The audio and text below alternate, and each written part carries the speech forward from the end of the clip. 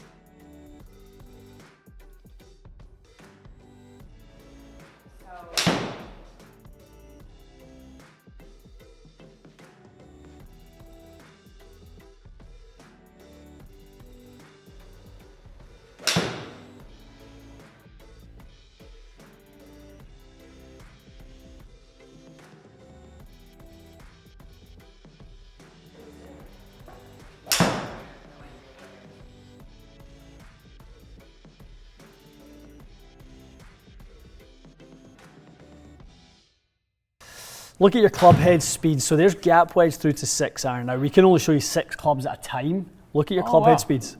96, 96.2, 96.6, 97, 96.3, 96.3. So they're all the same. Exactly the same. And if we take away gap wedge, there's one that it changed. So there's all your irons. There's all your steel shafted irons. 96 miles an hour. Interestingly, your 5 iron actually was slower than your 8. Fatigue maybe, whatever you want to chalk it up to. Something. But still, mile an hour is on a ton of variance, I guess.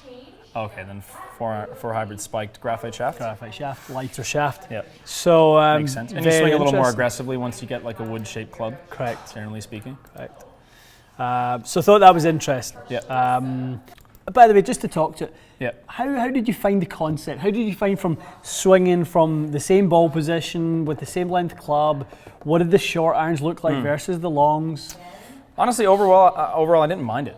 I didn't like, for whatever reason, the 5 iron started to get uncomfortable to me. I don't know what it was. Yeah. Maybe that was the first one that was, I guess, a shorter than usual with not much loft, so it looked a little funny. Yeah. I thought the gap wedge pitching wedge 9 iron would bug me more, being long. I actually thought I swung those just fine.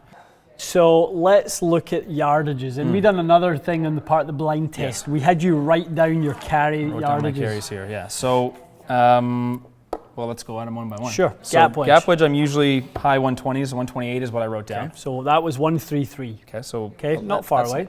Not far away, but to be honest, if you look at it as a percentage, it's a fair amount. Like 5 yards on 128 it's not nothing. And we will say your gap wedges of okay versus this one being a cavity back, game improvement sort of gap wedge. So, Different wedge. A little bit faster face.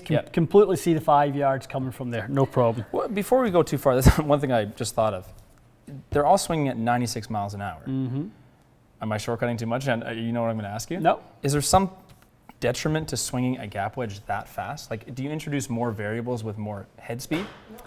Because normally, how fast would my gap wedge get swung normally? Like 80 something? High 80s. So you're adding 8 miles an hour of head speed, Yeah. but not really adding much ball speed at all. And that's all to do with the sort of obviously the engineer and the output from the club. So they're- the input is or the output is relative to the input. Right. So CG location, obviously face thickness in order to create velocity. Okay. You know those sorts of design characteristics. So I think the generation or the second generation of one length clubs have definitely been adapted better to the concept. So they've designed each head to not, so basically to make that not go too far. That gap wedge, if they didn't adjust it, would go like 175. And that when you have that much loft anyway, Matty, I mean, you can increase your club head speed significantly, and you'll have a hard time turning that into velocity because you've got so much loft. There's no compression. You're getting way less compression.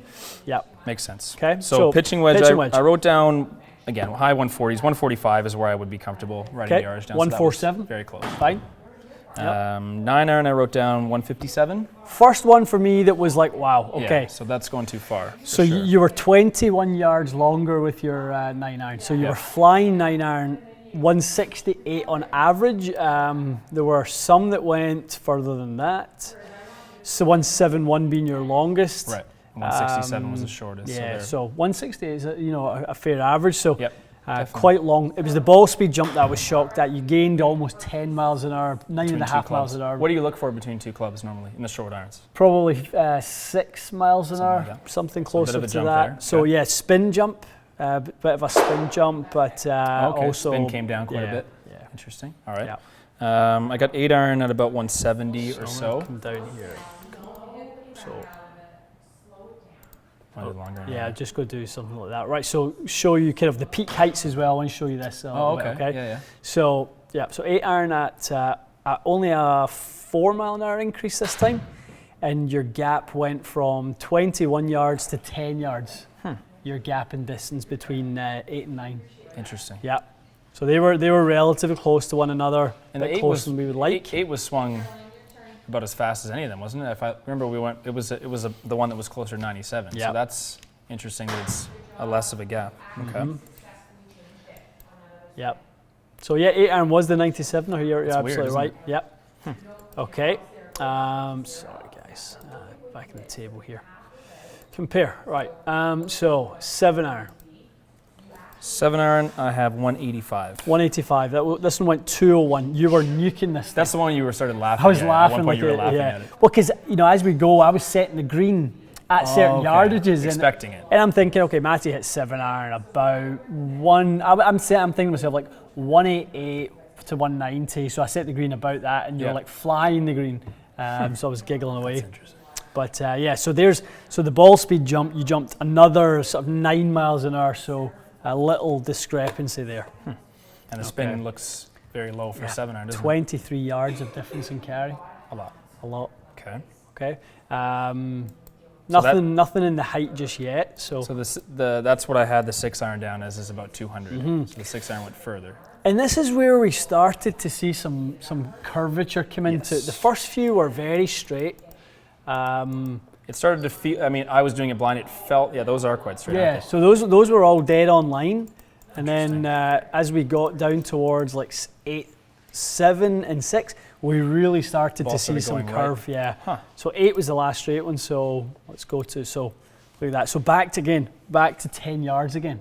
So we were 20, now we're back to 10. You were 21 yards between, between 9 and 8 was 21 yards. Yeah. Between 8 and 7 was 10, and 20. Oh no, sorry, the opposite. So 8 to 7 was longer. 8 to 7 was longer. 8 was a bit short, and 7 was really long. Right. Let's see, yeah. So we're having a bit of a hard time gapping those. So the 5-iron I had at 215. 5-iron was an interesting one. We struggled with that one. Yeah, I wasn't hitting it well. Couldn't get it. I mean, we hit a bunch to make sure we got at least some decent ones. We did, but and look at the trajectory fall off. All came way down. But we're hooking them, so we're kind of we're losing some loft and that sort of thing. But we were struggling a lot with those, which is, I guess part of the concept would be to make those ones a bit easier, shorter club, more consistent. But for whatever reason, you were having a really it's a bit of a visual thing that was just, I don't know what it was. Sometimes I would compare it to what it feels like when you choke down. Sometimes I sometimes have trouble striking clubs when I choke down because it just makes the club look a bit odd. And then my 4-iron I had at 228 or so. And you are 227. Yeah, interesting. Right there.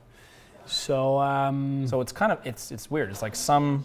Yes, they were almost spot on, and then others were kind of just a little bit out. I mean, if you were playing the irons, and we said we could certainly stretch this one out a little bit, stretch it out, gap that one for you. That would be more appropriate. To go from 6-iron into 4 hybrid would be more appropriate sort of gap, and maybe nudge that one a bit stronger. Or maybe there's the 5-iron just needed some more time or something. But this was interesting. Look at the misses on the left side, right side. Yeah, comparatively. Yeah. So what do you think would cause? I mean, we're doing our best, obviously, hitting blind. I wasn't. The reason we did it blind is I wasn't adjusting. It's not like I all of a sudden aiming left to make it. Look at the path differences. So we had the same length club, same weight club. You were almost exactly 8.5 degrees path on every single one, which is a lot. It's a lot, yeah. Right. So then all of a sudden you get a lighter club. Your path changes. So do you think it's dynamically heavy for me? Is that why you're saying it's getting a little behind me? Could be. Maybe. It would be one explanation that would make some sense, but certainly, relatively speaking, your path got more neutral the lighter the club got. We talk about, the lighter is the easier it is to manipulate and get it back out in front of you. Yeah. So that was nice for me. That was a little concept that was I've always had in my mind. Yeah. So that was interesting to see that. But funny that the attack angles are all 3-4, 3-4 down. Like they're all pretty steady in that zone. A little bit of variance here and there, but not too much. For the most part, they're around the same. Basically 4 degrees all the way. There was one slight outlier on that 8-iron, wasn't it? It's a bit shallow, but other than that, yeah. Yeah. So given that it's not all bad, there's some ones that probably are a little low in spin and a little hot. Yeah. That's probably, and maybe a little high in ball speed. Is it certainly not so far gone that you could then do what you do with other iron fittings and do a gapping session for these now and adjust some of the lofts to make those gaps fit a little bit more evenly? Or is there, for argument's sake, let's say I wasn't, for my swing, tending to pull them. Yeah. The yardage gapping isn't insurmountable here. Like you could probably adjust the lofts to get what you need out of this? It'd be close. I mean, to make the difference here, to weaken that by, you'd almost have to weaken it by 3 degrees in order to get that much yardage up? Yeah. Right. Yeah. You'd have to dial it back. Well, what do we always say for you? It's basically a 3 point something yards per degree of loft. Yeah. So we would need for you come down to about, we'd need 3 degrees of loft off that to get it down to about 159. Okay. Yeah, that's where it should be. 159. Yeah. Then we would need to change it. So there'd be a lot of work required. So a bit of a Frankensteining to make it and you wouldn't want to do that. It wouldn't kind of work. But I'd say that the head is one sort of variable. Again, we might further down the line. A bit of a bigger. So let's start picking away at the criticism, which will be fair. Yeah. One, a kind of more of a muscle back or cavity back style of this. So the one forged. It would regulate it a bit more? That might regulate the ball speed inconsistencies. Because the delivery, there weren't delivery inconsistencies. There was lots of delivery consistencies. There was on speed, path, angle of attack, all those things that we would like to control. They were actually quite. So in some senses, it is achieving what you've wanted. Is that it has regulated exactly the what I wanted. Yeah. It really achieved as a test, and a valid test. It achieved exactly what I wanted. Because if you're looking to make sure you swing your gap wedge like your 4-iron, it does in fact do that. Yep. From whether you feel that or not, it did in fact. From the numbers, speed and delivery were almost the same. Absolutely. So what is your takeaway from this? That one length is not for you. Right. You're not the type of guy that I would like to see playing one length stuff. In terms of the delivery, I would like to see your delivery change a little bit. I'd like to see perhaps your path get a little more into out with longer clubs than it is with, because we know face angle is the main thing that dictates start line. Yep. But it's not all path. Right. Sorry, not all it's face. Not all face it's sometimes path as well. So changing of the club to offset start line could be, a benefit so to the shaft someone getting like longer is actually influencing your path a bit. Yeah. Interesting. So do you think that that's really the short answer of why the longer irons went? They started too far right, relatively. Could they be. Would have started left maybe if the shaft was a bit longer and got a little shallower. Yeah. Interesting. I mean, certainly could be one thing. I mean, looking at that ball speed progression in there, they got a little bunchy. Yeah. 137, 139. That's kind of what it felt like, even blind. Honestly, a couple 7-irons, I went like, well, that might as well just have been like a 5-iron. Yeah. I think they just went crazy. And then the 5-irons kind of at times felt really dull and sort of like I was getting nothing out of it. But so then let me play devil's advocate for the last point then. If your swing is, less consistent, slower, is there anything from this that will help you validate whether it's for someone else? I mean, part of the problem is how do you fit for this? Like you're not going to build someone a full set that comes into the fitting shop. It's a bit of a difficult thing to get right, isn't it? I definitely see the value for the player who's maybe starting out the game. Okay. I didn't think you would say that. Yeah, no. I the more I've thought about one length, the more I see value in for someone starting out the game who can get the variables in alignment with one another to provide and start to ingrain consistency. The one thing I haven't worked with one length enough to sort of almost figure out my philosophy on is how does that player evolve? What happens when you give them 38.5-inch 4-iron? Oh, okay. Right. What happens when you go from playing 37-inch irons up to 38.5, and they've got when their skill level progresses, and that's the thing. Do they all of a sudden not know what to do with it? So you'd be concerned about what the transition looks like as their game progresses. What about 3-wood? What about going? We're going from a 37-inch hybrid into a 43 or 42.5-inch. I mean, that would be absolutely bizarre. Like, look, when I hit the 4 hybrid, to be honest with you, it felt like a kid's club. Yeah. Now, ironically, I actually hit it quite well. Yeah. But if I then went and hit a 3-wood on the next tee, it would be ridiculous. Like, it would be 5 inches longer. It'd be quite difficult to manage that. Yeah. So, I think there are challenges in the concept. I would love to see a test where we make them work. What do we need to do to make one length work for Matty? Yeah. So I think if we do this again with the forged, we do the blind test. I make some adjustments. We redo the blind test. How good can I get you with a set of one lengths to the point where you go, holy moly, this is good. This is something I could really use. I think it's a great idea. Yeah, be cool. All right, that was fun. It was. Guys, let us know your thoughts. Have you tried it? Have you tested the concept? I'm desperate to hear. I want to hear from everyone that likes it, and I would love to know what it improved in their game. Definitely. That's, I think, that's the most valuable part, and for the feedback from people. That's good, isn't it? Excellent. All right, guys, thank you for watching. We'll see you soon.